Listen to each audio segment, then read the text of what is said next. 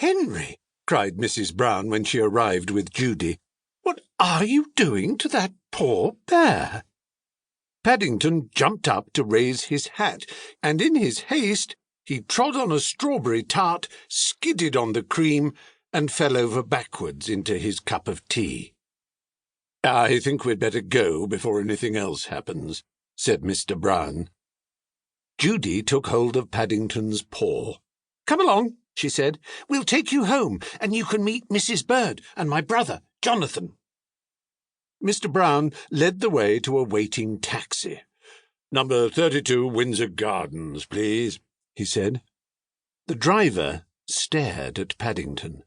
"Bears is extra," he growled. "Sticky bears is twice as much, and make sure none of it comes off on my interior. It was clean when I set out this morning."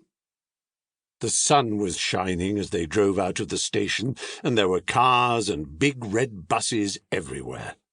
Paddington waved to some people waiting at a bus stop, and several of them waved back.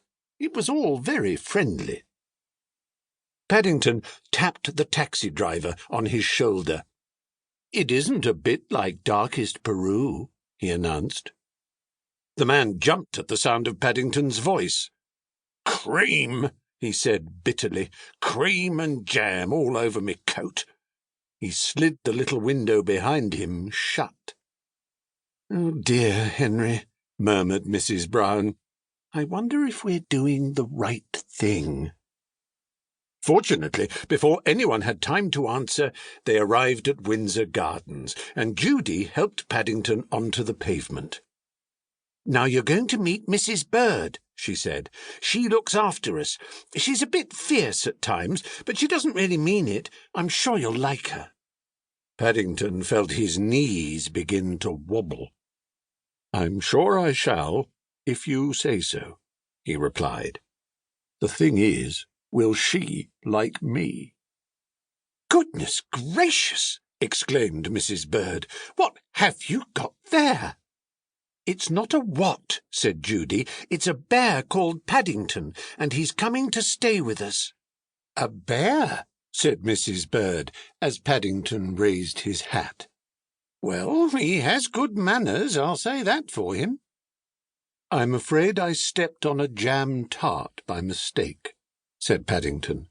"I can see that," said Mrs. Bird. "You'd better have a bath before you're very much older. Judy can turn it on for you. I dare say you'll be wanting some marmalade, too." "I think she likes you," whispered Judy. Paddington had never been in a bathroom before, and while the water was running, he made himself at home. First of all, he tried writing his new name in the steam on the mirror. Then he used Mr. Brown's shaving foam to draw a map of Peru on the floor. It wasn't until a drip landed on his head that he remembered what he was supposed to be doing.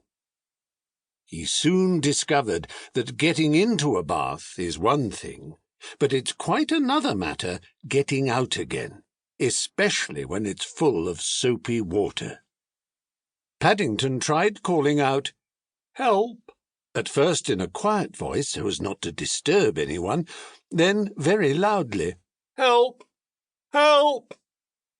When that didn't work, he began bailing the water out with his hat.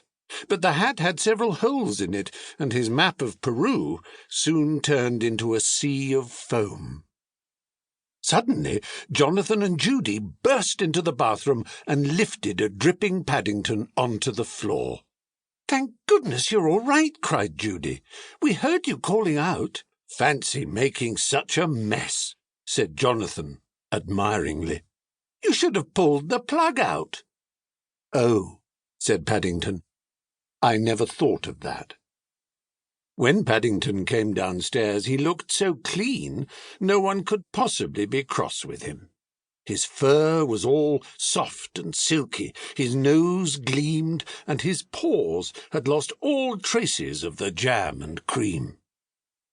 The Browns made room for him in a small armchair, and Mrs. Bird brought him a pot of tea and a plate of hot buttered toast and marmalade. "Now," said Mrs. Brown, "you must tell us all